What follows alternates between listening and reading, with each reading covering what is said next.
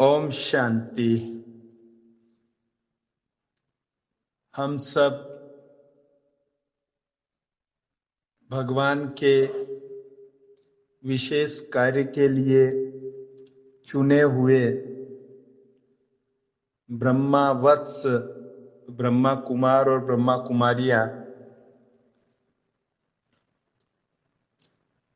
विश्व नाटक के समय से भली भांति परिचित हैं। हमको यह पता है कि अभी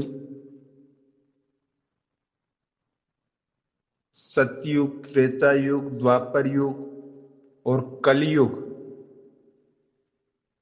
पास होकर कलयुग का बिल्कुल अंतिम समय और दूसरी ओर संगम युग चल रहा है और ये युग परिवर्तन की बेला है।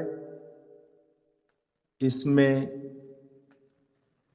अभी कलयुग पूरा होगा और सतयुग आ जाएगा। इस पूरी प्रोसेस का हमको पता है और ये भी पता है कि इस कलयुग में जब संपूर्ण समर्पण परिवर्तन होगा तो हम सब ये शरीर छोड़ अपने घर शांति धाम, परम धाम, ज्योति बिंदु अवस्था में जाएंगे और वहां से अपने अपने सत्कर्मों के अकाउंट के हिसाब से जो दुआएं हमने जमा की है उसके हिसाब से सतयुग में पहले जन्म में, दूसरे जन्म में, तीसरे जन्म में, 8वें जन्म में या त्रेता युग में आएंगे। वो हमारे अकाउंट्स में कितना बैलेंस है उसके हिसाब से डिसाइड होगा।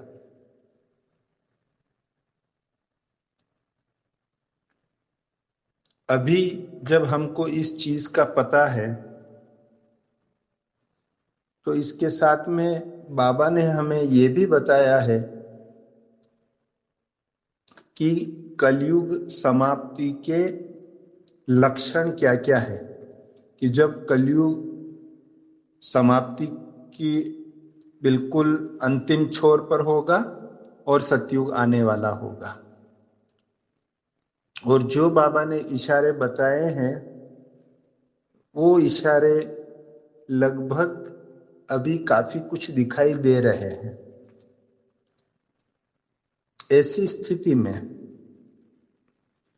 हमें, स्पेशली मैं तो ये मानता हूं कि अब पहले वाला समय आने की संभावनाएं नहीं है। अब समय इससे और कठिन होता जाएगा और घर से बाहर निकलना भी मुश्किल होगा। अनाज शायद पूरा मिले न भी मिले, जो कुछ सूखा स्टोर किया हुआ होगा उसी से काम चलाना पड़ेगा और अनेक प्रकार के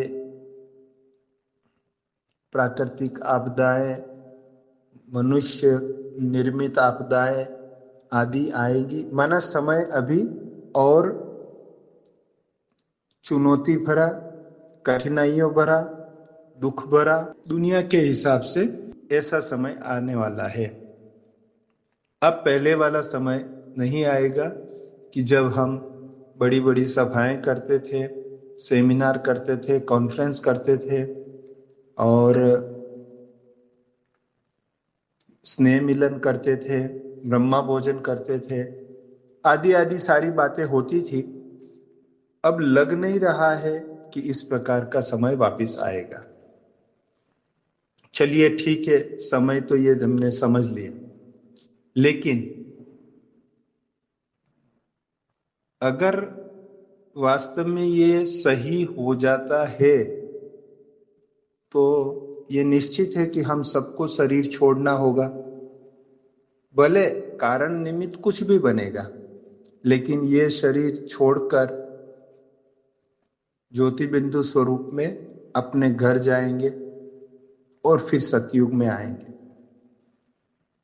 अब हम अपना बैलेंस चेक कर लेवे कि हमको सतयुग में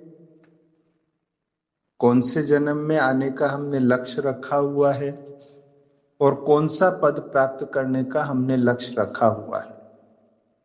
तो जो जन्म जिस पहले जन्म में, दूसरे जन्म में, तीसरे जन्म में, 8वें जन्म में, जिस जन्म में हमें आना है और जो पद हमें प्राप्त करना है, वो लक्ष्य जो हमने रखा है, क्या बहुत ईमानदारी से अपनी खुद की चेकिंग करनी है, अपने साथ में रहने वाले बहन भाई की, अपने क्लास में आने वाले स्टूडेंट की, अपने संबंध संपर्क वाले वीआईपीस की, किसी की चेकिंग नहीं करनी है।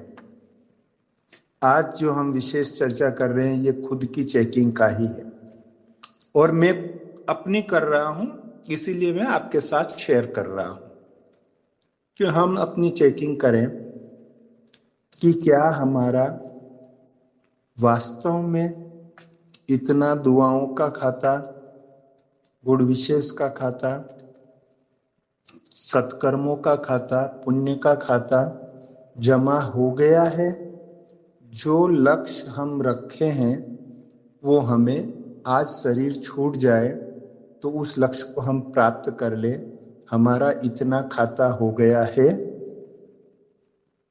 ये हम जरूर चेक कर लें। और इसमें चेक करने की सरल विधि है।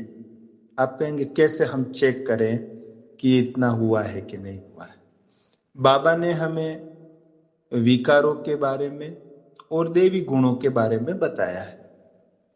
अगर किसी को डॉक्टर बनना है तो उसको मेडिकल की पढ़ाई करनी पड़ेगी, एडवोकेट बनना है तो उसको लॉ की पढ़ाई करनी पड़ेगी, सीए बनना है तो उसको अकाउंट्स ऑडिट की पढ़ाई करनी पड़ेगी। मतलब वो चीजें अपने में धारण करनी पड़ेगी, वो एग्जाम पास करना पड़ेगा, तो आगे जाके वो पद वो प्राप्त कर सकता है।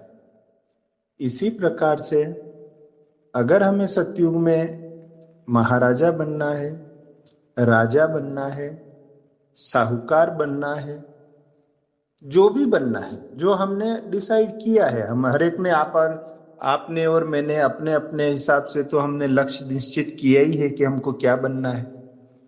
तो वो जो बनना है उसके लिए जो देवी गुण चाहिए, क्या वो देवी गुण प्रैक्टिकल में आज की तारीख में मुझ में संस्कार के रूप में आ गए हैं?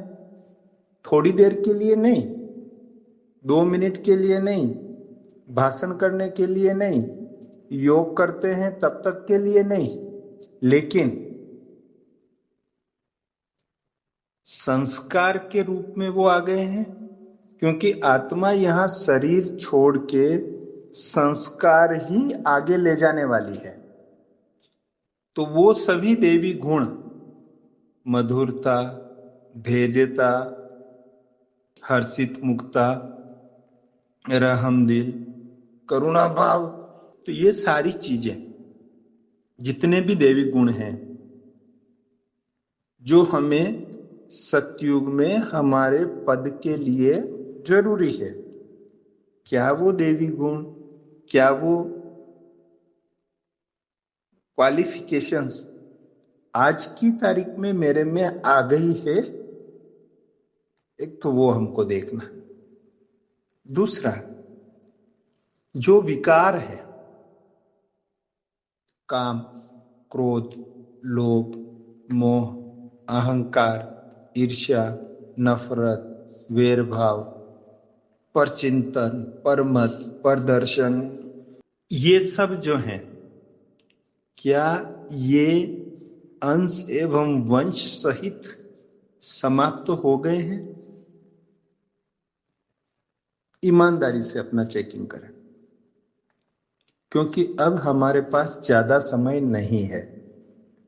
जो हम इनको बदल सकेंगे और देवी गुणों को संस्कार के रूप में ला सकेंगे। अभी भी कोई गलती करता है, हमें गुस्सा आता है, हमें चिंता होती है, तो क्या इसे हम अपना स्वभाव समझते हैं? हमारा स्वभाव शांत है, प्रेम वाला है, आनंद वाला है, खुशी वाला है, या अभी भी चिंता वाला है, गुस्से वाला है, मोह वाला है? क्या है? हम अपना ईमानदारी से चेकिंग करें और स्वीकार करें कि ये है। और अभी अगर शरीर छूटता है तो ये पद मुझे मिलेगा। अगर हम अपनी बुद्धि को स्वयं का वकील बना दिया तो हम केस हार जाएंगे। इसलिए बुद्धि को वकील नहीं बना के जज बनाना पड़ेगा, धर्मराज बनाना पड़ेगा, जो हम अपने आप का चेकिंग ईमानदारी से कर सके। क्योंकि अब समय नहीं है जो हम बाद में कर लेंगे। अभी मेरे हिसाब से तो दूसरी सेवाओं का समय का तो कुछ सोचने का ही नहीं है कि दूसरी क्या सेवाएं करनी है, क्या नहीं करनी है। जो हमारे सामने है, हम सेंटर में रह रहे हैं, भोजन भी बनाना है, सफाई भी करनी है, कपड़े बर्तन भी करने हैं और ऑनलाइन मुरली भी सुनानी है। कोई आ गया तो उसको जिस प्रकार से संतुष्ट करना है वो भी करना है। तो ये तो जो चीजें हैं ये टाइम पास करने का साधन है, जो हमको टाइम पास करना है, और इसी में हमारे संस्कार रिफ्लेक्ट होंगे कि ये सब करते हुए हमारे देवी संस्कार नजर आ रहे हैं या विकारों का कोई अंश नजर आ रहा है, कोई वंश नजर आ रहा है। अगर हमने अपने आप को चलाया, नहीं नहीं हो जाएगा क्या बड़ी बात है, अभी तो टाइम पड़ा है, कर लेंगे, मैं तो जब चाहे तब कर सकता हूं, मुझे परिवर्तन होने में तो सेकंड लगता है। अगर इस प्रकार से अपने को चलाया तो ये खतरे की घंटी है। तो इस खतरे की घंटी को हम समझ लें अभी कि ये चीज हमारे लिए, पूरे कल्प के लिए हमारे लिए कितना नुकसान करा सकती है।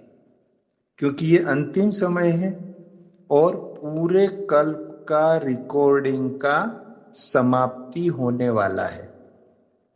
सतयुग से लेके अभी 2 दिन की पहले की मुरली में भी था, हम केवल प्रारब्ध भोगेंगे, हम हमारे कर्मों का फल उस समय वहां अलग से नहीं मिलेगा कि अलग से हम सत्कर्म करें और हमको फल मिले। पद प्राप्ति के लिए वहां कोई पुरुषार्थ नहीं होगा, वो अभी ही है, वर्तमान में ही है। तो क्या मेरा उस प्रकार का पुरुषार्थ हो गया है? मेरा उस प्रकार से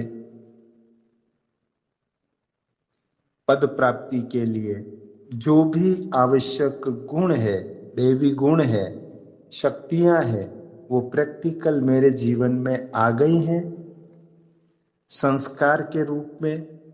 अगर परिस्थिति बदल जाती है तो भी वो देवी गुण और शक्तियां मेरे साथ रहती है या उसकी जगह कोई विकार का अंश या वंश स्थान ले लेता है। हर्षित चेहरे की जगह लाल तमतमाया हुआ चेहरा हो जाता है। हम ईमानदारी से अपना चेकिंग करें और इस अंतिम समय के लिए अपने लक्ष्य को सामने रख कर कि मुझे क्या बनना है, किस जन्म में आना है, पहले जन्म में, 5वें जन्म में, 8वें जन्म में या त्रेता युग में, जिसने जो लक्ष्य रखा हुआ है। मैं तो समझता हूँ उस लक्ष्य तो सबने पहले जन्म का ही रखा होगा। उसमें जो पद आपने निश्चित किया है अपने मन में, उसके हिसाब से सब कुछ तैयारी है या नहीं है, क्योंकि घर जाने का समय है। तो मैं अपने आप को इसी प्रकार से चेकिंग कर रहा हूँ। और चूंकि मुझे इस शरीर को कोविड हो गया था और उसके कारण से मुझे ऐसी बातें विचार में आ रही है, ऐसा नहीं है। लेकिन जो सारी दुनिया की स्थिति देख रहे हैं, आने वाले समय के लिए जो एक्सपर्ट्स कह रहे हैं, उन सबको ध्यान में रख के ये विचार आ रहा है। और बाबा की मुरलियों के पॉइंट तो सामने ही है, जो अंतिम समय की बातें हैं वो सब सामने ही है। तो इनको देखते हुए ये स्वयं की इस प्रकार की चेकिंग कर रहे हैं कि हम अपने उच्च पद के लिए जो चीज चाहिए वो सब हमने इकट्ठी कर ली है या नहीं की है। ये एक स्वयं की चेकिंग चल रही है। मैं आशा करता हूं कि आप भी इस प्रकार खुद की अच्छी तरह से ईमानदारी से चेकिंग करके अपने को उस अपने लक्ष्य निर्धारित लक्ष्य को प्राप्त करने के लिए जो जरूरी दैवी गुण और शक्तियाँ संस्कार रूप में होने चाहिए वो जमा कर ही लिया होगा और विकारों का अंश और वंश समाप्त कर ही लिया होगा। इसी गुण विशेष के साथ ओम शांति।